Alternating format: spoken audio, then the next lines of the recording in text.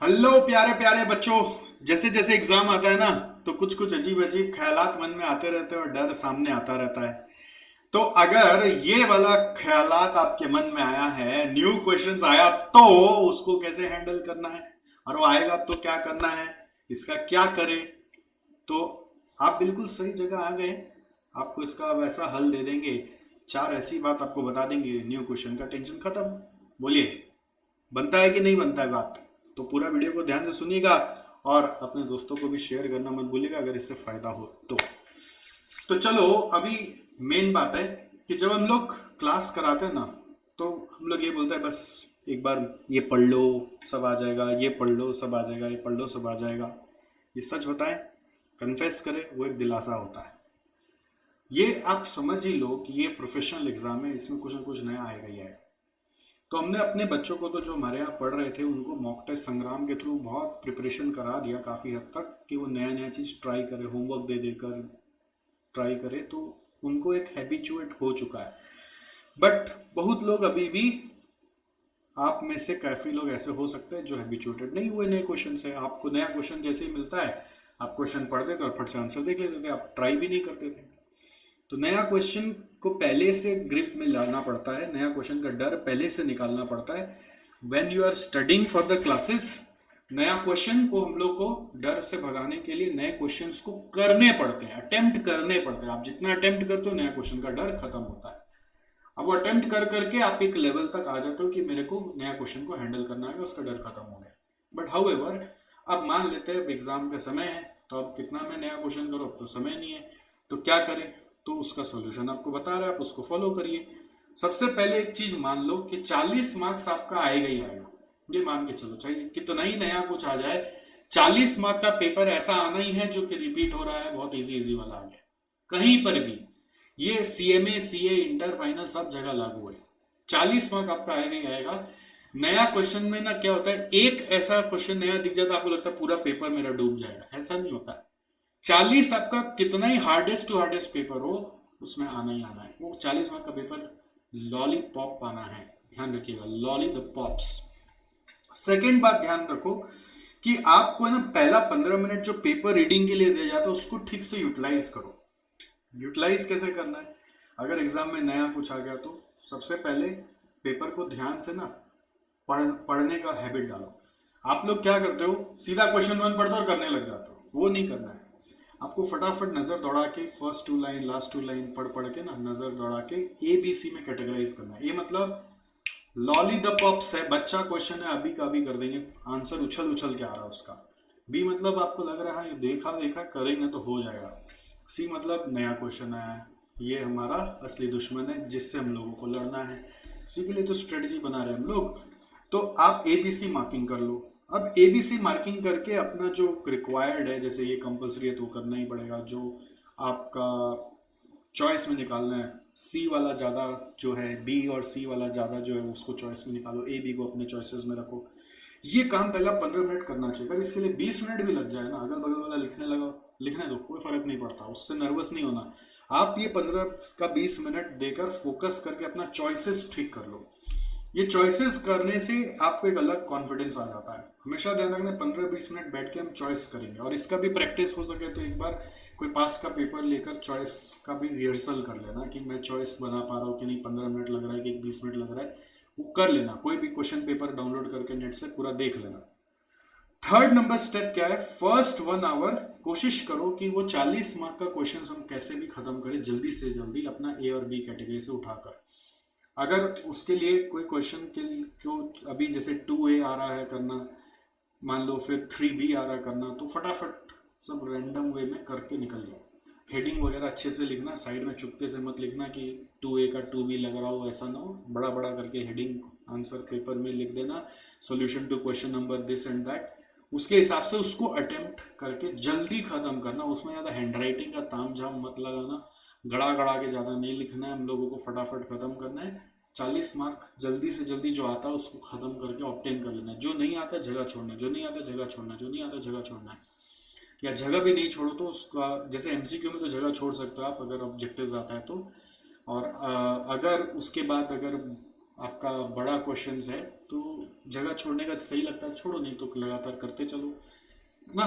जैसे objective type में तो आपको जगह नहीं छोड़ना चाहिए, ऑफ कोर्स वो पहले खत्म करना पड़ेगा, बट उसमें भी क्या स्ट्रेटजी हो सकता है ना, जो पहले आ रहा है उसको करे, जो नहीं आ रहा उसको लेके बैठ के सोचे नहीं। जो नहीं आ रहा एक बार स्किप करते फिर नेक्स्ट में जाता है, फिर स्किप करते फिर नेक्स्ट में जाता है। ए बी सी उसमें भी करा हुआ है, तो पहले बी और सी सारा खत्म करो, फिर ए पे टाइम लास्ट में दिया करो। जब एमसीक्यू को सारा एक साथ इकट्ठा ही निपटाना है, फॉर एग्जांपल इकट्ठा एमसीक्यू निपटाना है, तो पहले सी का ए कर लिया, फिर बी कर लिया, फिर लास्ट में जाके सी करेंगे ना। बीच में पहले में सी बैठा हुआ है तो सी पे ज्यादा दिमाग नहीं लगाएंगे, हम सी को स्किप मार देंगे, फिर नेक्स्ट में चले जाएंगे। ठीक है, तो ये पैटर्न फॉलो करो जिससे ज्यादा समय आप बचाओ, कोशिश करो बी और सी कैटेगरी सम्स के लिए। और फिर आपको नेक्स्ट 2 आवर्स में 60 मार्क्स का पेपर करना है, इस गोल को अचीव करने का कोशिश करो। और लास्ट में न्यू क्वेश्चन को हैंडल करोगे हमेशा। और न्यू क्वेश्चन को हैंडल करने का एकदम सिंपल तरीका है, हम लोगों ने एक क्लास में एक सिस्टम सीखा था, एक्टिव रीडिंग टेक्निक।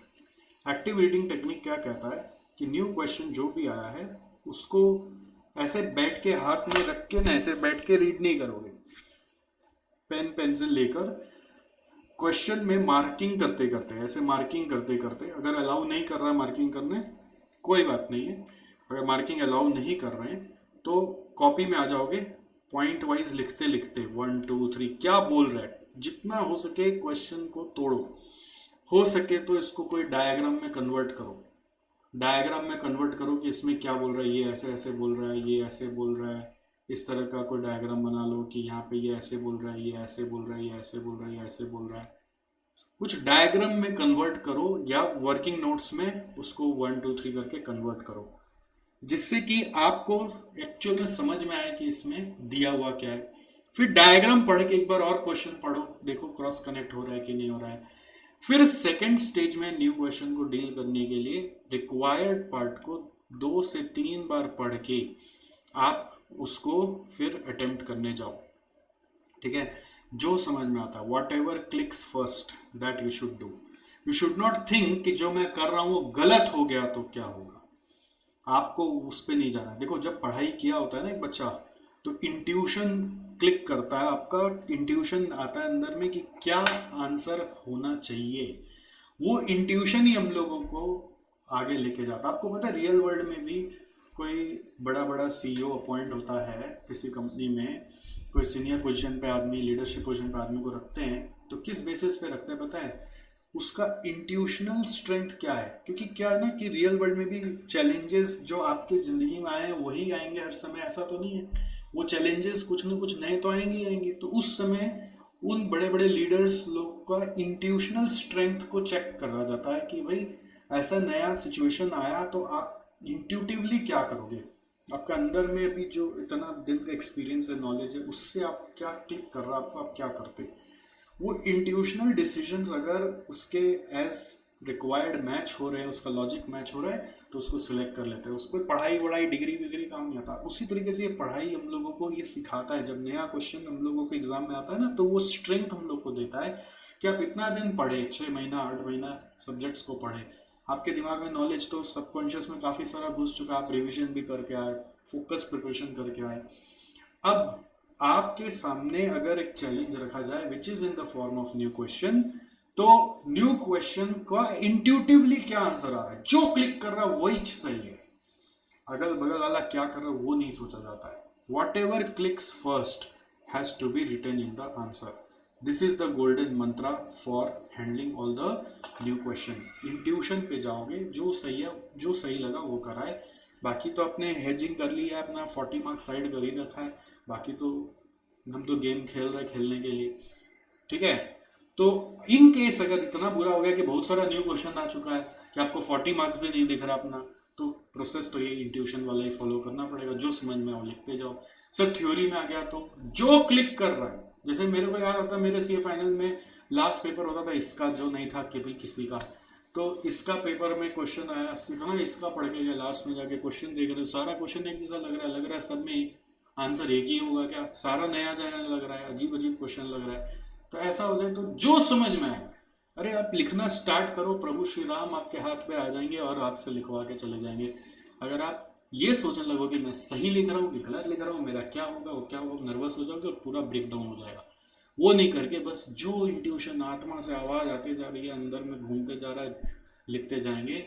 थोड़ा कोशिश करेंगे कि हम सेंस बना पा रहे कि नहीं, मीनिंगफुल सेंटेंसेस लिख रहे कि नहीं, लिखते जाओ लिखते जाओ, भरते जाओ भरते जाओ भरते जाओ, अपना पेपर दे के आ जाओ। और आपको पता है इसका पेपर में जो नहीं था, मेरा भी और किसी और का भी, इसमें मेरा एग्जाम्शन आया था।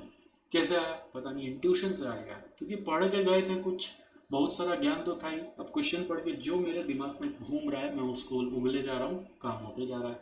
तो that's the theory of new question. Of course एकदम ऐसा भी कई बार हो जाता है कि कोई ऐसा न्यू क्वेश्चन आ जाता है जो कभी देखा भी नहीं, उसमें क्लिक भी नहीं करा, तो छोड़ दो उसको, ऑप्शन में निकाल दो। कोई ज़रूरी नहीं है 100 का 100 मार्क करना। आप 80 मार्क में 60 ला सकते हो इस एग्ज़ाम में। 80 मार्क ढंग से फोकस वे में कर लो, 60 ले आने का कोशिश करो। अपना तो 60 बेंच मार्क होता है, एग्जामेशन आ गया मतलब हम तो गंगा ना लिए। तो आप क्यों वरी कर रहे हो कि मेरे को 100 का 100 ही करके पूरा झंडा गाड़ना है?